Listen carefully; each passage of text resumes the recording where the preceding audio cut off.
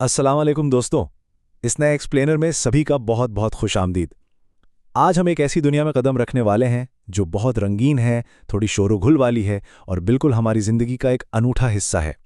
आज हम शादी सीज़न की इस चमक-दमक और उसके पीछे छुपी हकीकत का मुकम्मल पोस्टमार्टम करेंगे। ये तज्ज़िया तेज़ रफ्तार और बहुत दिलचस्प होने वाला है। तो बस जल्दी से सफ़र का आगाज़ करते हैं। देखिए, ये तजुर्बा हम सबके साथ होता है। एक दिन इंसान बिल्कुल सुकून से अपना फ़ोन स्क्रॉल कर रहा होता है, आम सी बोरिंग ज़िंदगी गुजार रही होती है और फिर अचानक पूरा फीड गेंदे के फूलों और फेरी लाइट से भर जाता है।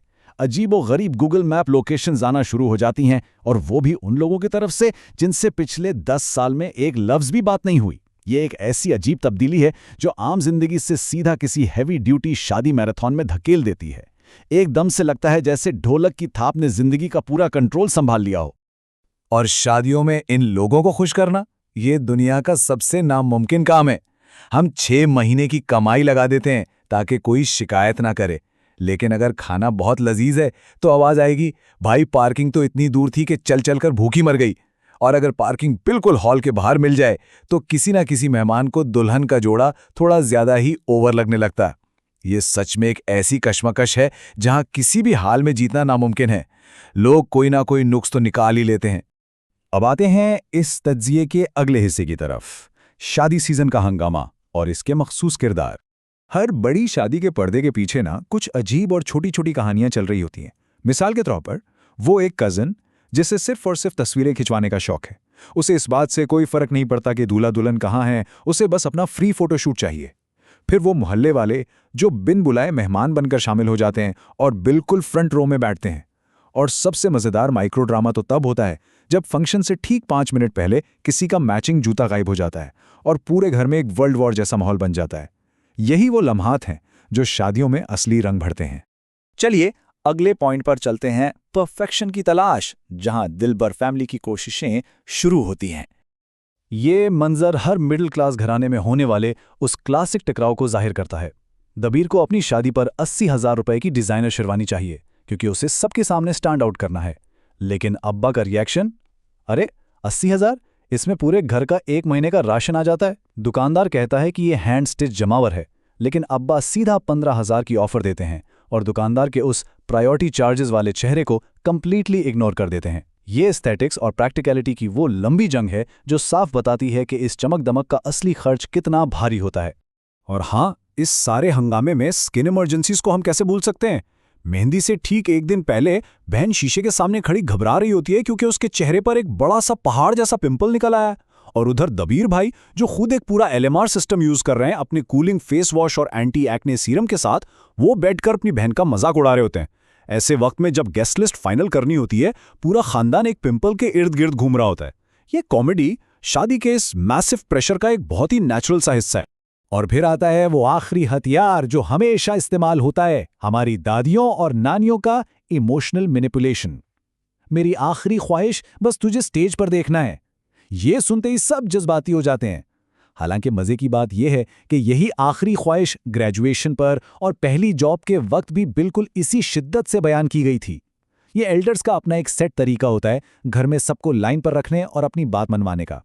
अब जरा इन इदादो शुमार पर गौर करें तो ये हमें ठहर कर सोचने पर मजबूर करते हैं।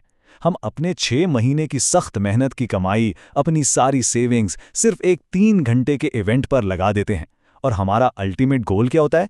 सिर्फ ये यकीनी बनाना कि किसी भी मेहमान को ठंडी बिरयानी ना मिले। एक बहुत ही मुख्तसर सी तकरीब, और उसके लिए कितने बड़े वसाइल की कुर्बानी दी जा रही है। ये बैलेंस थोड़ा अजीब लगता है ना?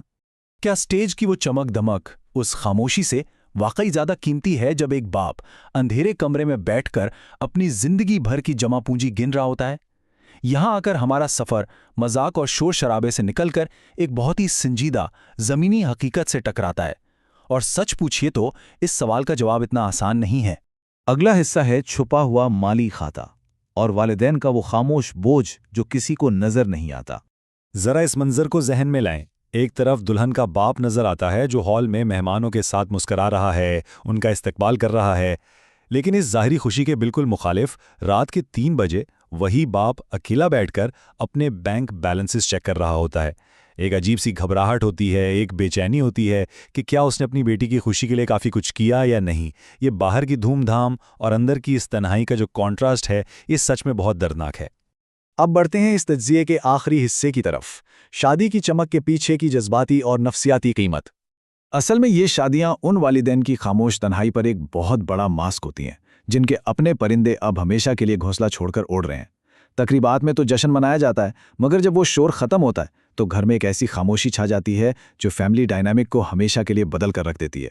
मुस्कुराहटों के पीछे एक अजीब सी उदासी छुपी होती है, जिसे अक्सर हम इग्नोर कर देते हैं। एक कोटेशन है जो इस पूरे जज्बे को बहुत बेहतरीन अंदाज में समेट लेती है। एक ट्रेन के सफ़र की तरह शादी सिर्फ एक स्टेशन है जहां कुछ लोग हमारी जिंदगी में सवार होते हैं और कुछ हमेशा के लिए उतर जाते हैं। मेहमान बिल्कुल उन मुसाफिरों की तरह हैं जो सफ़र में आते हैं और अपनी मंजिल पर चले जाते हैं। लेकिन इस सब के नतीजे में जो परमानेंट तब्दीली उस बुनियादी ख़ानदान में आती है, वो बहुत गहरा असर छोड़ती है। तो आखिरी बात यह है दोस्तों, अगली बार जब हम किसी शादी में जाएं तो मेन्यू में नमक की शिकायत करने या डेकोरेशंस में नुक्स निकालने के बजाय क्या हम उन वालिदैन का एक पल के लिए दिल से शुक्रिया अदा नहीं कर सकते? वो वालिदैन जो अपना खून पसीना एक करके इस खानदान को जोड़कर रखने की कोशिश कर रहे हैं। इस तज्जिए से उम्मीद है कि आगे से हम इन तकरीबात को किसी और नज़र से देखेंगे और चमक दमक से आगे बढ़कर उनकी कुर्बानी को पहचानेंगे। तो इस बारे में आप सबका क्या ख्याल है? इस पर गौर ज़रूर कीजिएगा।